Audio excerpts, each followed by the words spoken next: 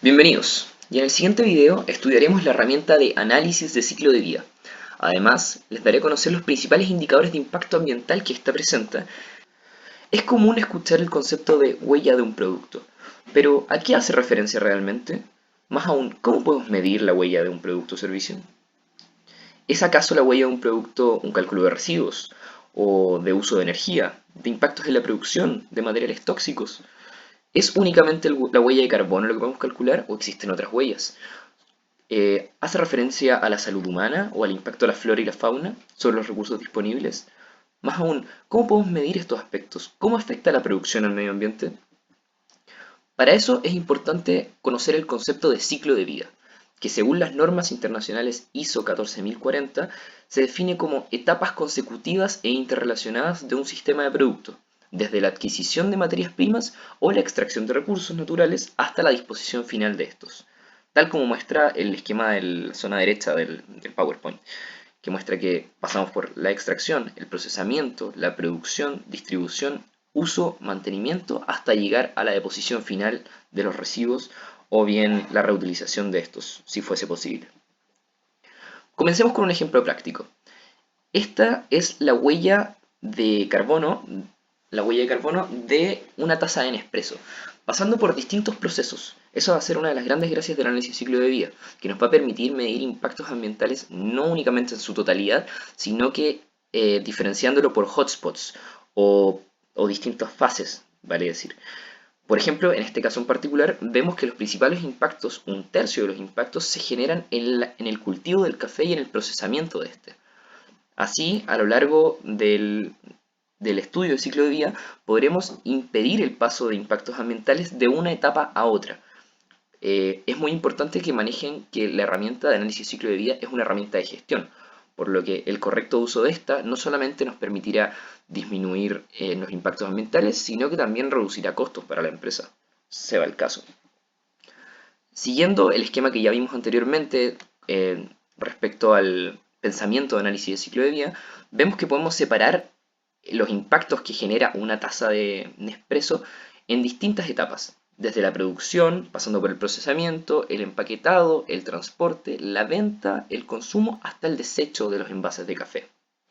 Entonces, ¿qué impacto generan estas cantidades en cada una de sus fases? Para ello es importante que manejemos el concepto de qué es una huella ambiental.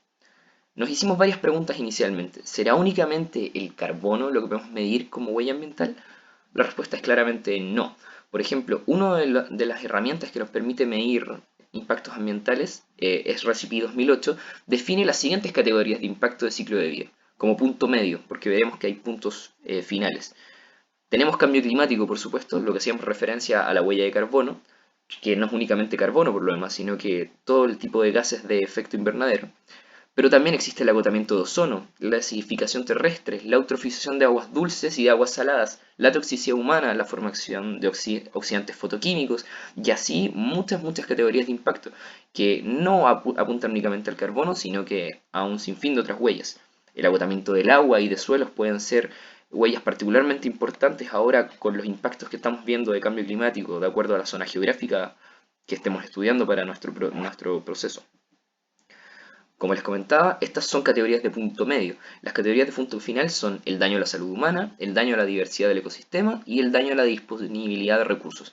Vale decir, estas 18 categorías iniciales se aglutinan y se asocian a una de estas categorías de punto final. El análisis de ciclo de vida tiene 4 etapas: la definición de objetivos y alcances, el inventario del ciclo de vida, la evaluación de impactos y una interpretación que es constante y que permite que el proceso sea iterativo. Como verán, las flechas van hacia ambos lados.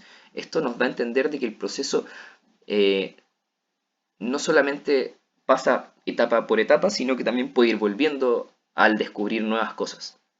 En la fase inicial de definición de objetivos y alcances, como su nombre dice, definimos el objetivo de estudio, vale decir, cuál es la huella qué es lo que queremos medir y qué queremos optimizar, y definimos los alcances del estudio. ¿Va a ser un análisis desde la cuna hasta la tumba, como dice el concepto de análisis de ciclo de vida, o bien va a ser hasta una puerta? Desde la cuna hasta la puerta se haría referencia, por ejemplo, queremos medir la huella del café, pero no hasta la exposición final, sino que hasta que se pone, por ejemplo, en las góndolas de un supermercado, hasta que llega al retail. También puede ser de puerta a puerta. Podría no comenzar con el cultivo del café, sino que con el transporte de este y terminar en la deposición final. Y así podemos hacer distintos análisis de ciclo de vida dados los alcances que nosotros estimemos. Y en esta etapa es principalmente importante la definición de una unidad funcional, vale decir, la unidad que nos va a permitir comparar para distintas categorías de impacto eh, cuántos daños se están generando en esa categoría. Por ejemplo, para el caso de Nespresso puede ser una taza de café, pero también podría ser una bolsa de café o una tonelada de café. Depende al final de nosotros y de qué tan cercano queramos hacer el estudio. Si es un estudio científico y orientado a la producción, a las empresas o a un laboratorio, o bien si es para demostrarle a las personas qué daños estamos generando con nuestro consumo. Teniendo claros nuestros objetivos y alcances, pasamos al inventario del ciclo de vida. En esta etapa levantamos todos los procesos de entradas y salidas de flujos materiales, energéticos, según nuestros alcances, digamos, que nos permitirán configurar el ciclo de vida. Aquí se hace una pega dura de gran levantamiento de información, donde vamos a tener claro qué es lo que entra y lo que sale de cada etapa. Teniendo claro eso, definimos categorías de impacto y evaluamos el impacto. Podemos medirlo hasta impactos medios, como veíamos anteriormente, o hasta impactos finales. Y teniendo eso podemos reinterpretar nuestro estudio, hacer gestión y así hasta el infinito. Volvamos a los ejemplos prácticos. Teníamos la taza de Nespresso y los distintos procesos o hotspots donde se aglutinan los impactos. Si lo separamos según la definición de análisis de ciclo de vida que acabamos de ver, los objetivos serían evaluar el perfil ambiental de una taza de café Nespresso para gestión interna de los impactos ambientales. Nuestro alcance sería tomar en consideración todo el ciclo de vida del producto, desde la selección de materias primas, pasando por la manufactura, los transportes intermedios, su uso, hasta llegar al descarte final en el fin de su vida útil. Vale decir, desde la cuna hasta la tumba. Y la unidad funcional será una taza de café, como les anticipaba. Aquí tenemos algunos de los procesos. Este es el diagrama de procesos del ciclo de vida del café, partiendo desde el cultivo del grano hasta la disposición final. No obstante, nosotros podríamos hacer un estudio definiendo una frontera. Por ejemplo, como les contaba anteriormente, desde una puerta hasta otra puerta, desde el transporte del grano hasta el transporte al retail. O sea, todo el proceso intermedio, toda la manufactura del café, pasando por el tostado, la molienda, la extracción, el secado y el envasado del producto.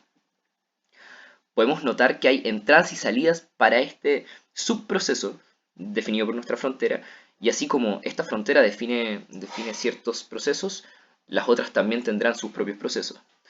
Por ejemplo, en este caso particular podemos ver que son entradas para el estudio los granos de café, la energía eléctrica, combustibles, agua, aditivos, vidrio, papel y plástico.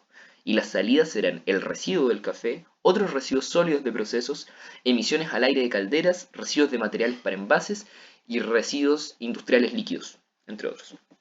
Así, el análisis de ciclo de vida puede ser utilizado para muchos fines y los indicadores no son únicamente de huella de carbono, sino que pueden pasar por el agua, por el uso de energía, entre muchas otras.